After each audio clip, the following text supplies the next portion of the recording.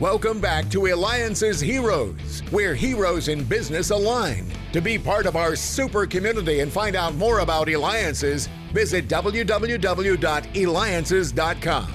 Now, back to our super host, David Kogan, founder of Eliances. You know, it is always the day filled with amazing people where we learn just so much from them. This is what keeps me going. And this today's show is filled with amazing people. And thank you for the feedback we continue to receive on our show, which we featured the founder of Ace Comic Con and our interview with Lisa Gibbons from Entertainment Tonight and Extra. So let's get right started with our next hero. From the original caveman in the Geico series of TV ads, to his recurring performance as Kelly Bundy's boyfriend on Married with Children and so many other roles in TV, film, our next hero, most current project is a television series where he plays a villain in Sci-Fi's Christmas Carol dark comedy called Happy. Joe Reitman, and you could reach him at Joe Ugly on Twitter and Instagram. We're happy to see you, and tell us about this show and what's happening with it. Well, it's a show called Happy, and it's on the Sci-Fi channel.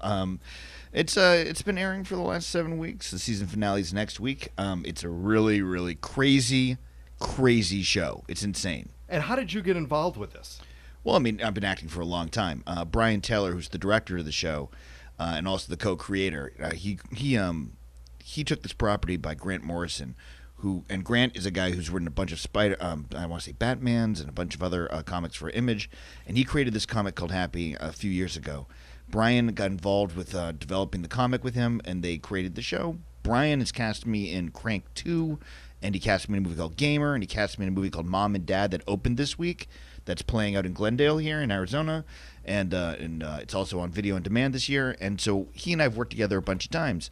This project came along. I wrote to him and I said, "What's the situation with this?" And I go, "If anything comes up, I'm available." You know, I love it. Yeah, and Brian called me back. He goes, "I think you'd be great as the drug-smoking, crazy, psychopathic Santa Claus."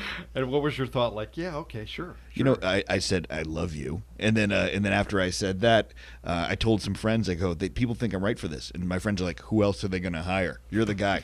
God. Now you're in Phoenix filming a movie. Can we talk about the movie you're filming? Of course we can. Fantastic. Yeah. So share about it. What is it? We're doing this movie called Max Reload and the Nether Blasters with Greg Grunberg, who was on Heroes, and you might know him from Lost, and Star Wars and Star Trek. Greg's an amazing guy. He's a producer on the film, and Kevin Smith is acting in the film, and a bunch of other young actors who are fantastic. But Greg and I have known each other for a long time, and he's producing it as well. And we had a long conversation. He called me. He goes, "You should do this." So I've been here for 2 weeks filming night shoots from about 8 or 9 or 10 o'clock at night till the sun comes up every day. So this is a little bit jarring for me being awake at this time.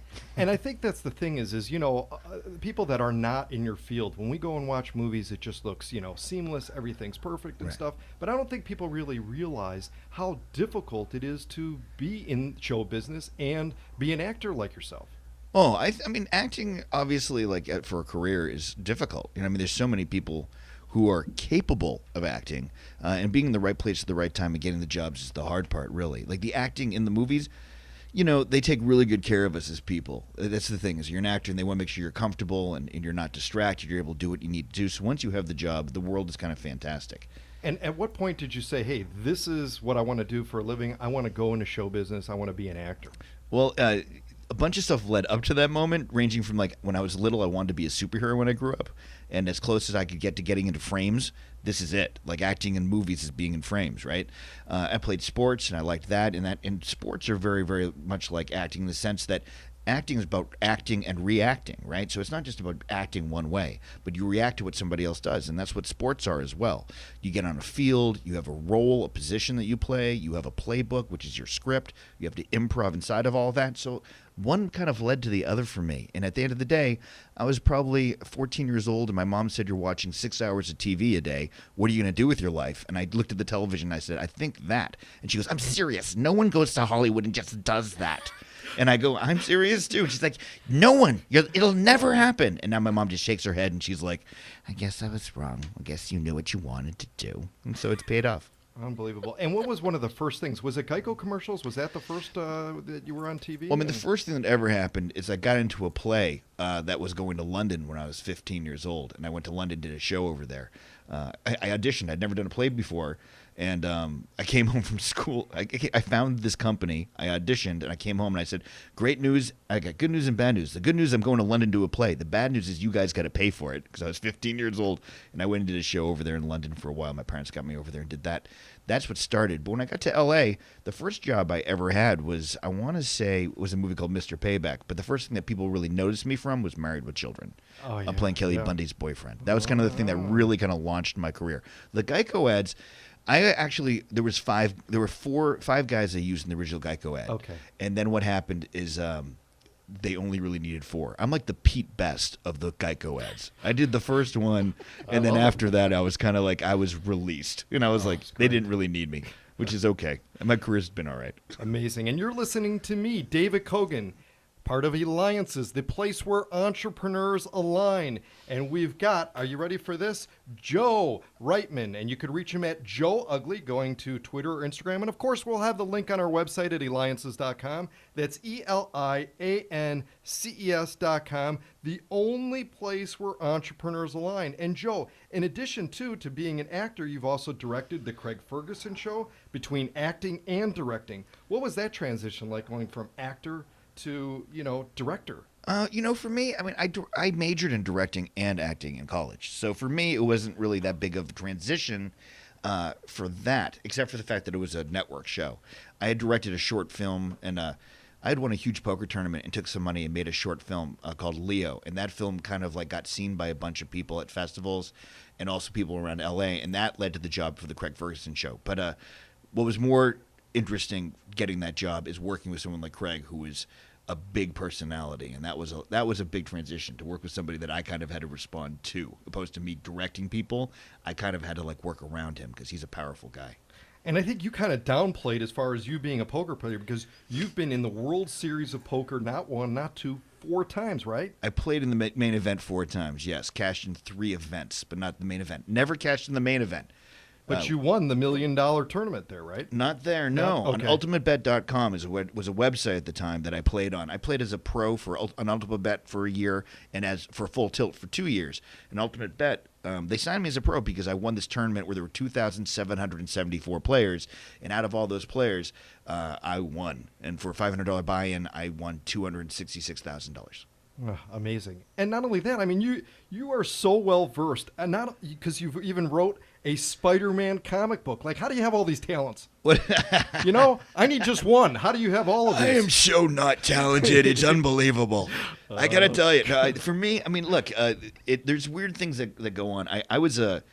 I've always been a big comic book fan, like I mentioned, and I was always someone who loved comics. And when I wrote my Leo film, which oddly enough led to the Craig Ferguson show, I sent that script to Joe Quesada, who was the editor-in-chief of Marvel Comics, and still is. And Joe had acted with me in Jay and Silent Bob Strike Back, this Kevin Smith movie that I was in. I saw it. Yeah, me too. Mm-hmm. It's a good movie. I love that movie. That's awesome. And, I love Kevin. He's the man. And I met Joe on set, and I go, hey, will you read this and just give me your 2 cents? And he read it, and he goes, we all talked in the office. We read your script, and we think you should write a Spider-Man. So I was in Mexico doing a movie called Banditas with Selma Hayek and Penelope Cruz, and I had a week off, and they said, we're going to fly you back to L.A., and I said, don't do that. Fly me to this small town called San Miguel de Allende, and I'm going to go on a rooftop, and I'm going to write the Spider-Man comic. And I did that with a homeless dog sitting next to me who I fed meat to all day, smoking cigars, and I wrote this comic, and Marvel published it. Oh, I mean, that had to just be like when you found out they published it, just amazing. When I sent it to Marvel, the crazy thing is that Joe was like, would you want to write Spider-Man? And I went, hold on a second. I went into the bathroom and took a picture, and I had a bathroom where I had shellacked the walls with Spider-Man comics, and there was a Spider-Man on the toilet seat, and like the wallpaper, the shower curtain, and I had like the toothbrush holder. It was all Spider-Man stuff. And he goes, no way. I'm like, I know. And so you get into the zone. I love it. Yeah. Joe, everything that you have done, though, is such a competitive industry. We've got a little less than a minute left, but if you were speaking to a group of young actors, what are a couple secrets that you would share with them about navigating, again, through this super, super competitive world of acting? Well, I mean, number one thing is you have to have thick skin, and you have to be ready for rejection. If you were being rejected only 95% of the time, you're doing a really good job, because 5% is a really good number, actually. And also, if you don't enjoy it, if you don't love it, if there's something else that you would like to do, I always tell people to do that instead, because I teach in LA too. And the number one thing I say to people is, like, if you're not loving this, move on, because it's not worth it if you're not loving it, because it has to be that passion for it. Well, Joe, you definitely have passion, and there's no doubt in my mind that you love what you're doing. You have the heart of gold. Joe Reitman. Follow him on Twitter and Instagram at Joe Ugly. David Kogan with Eliances.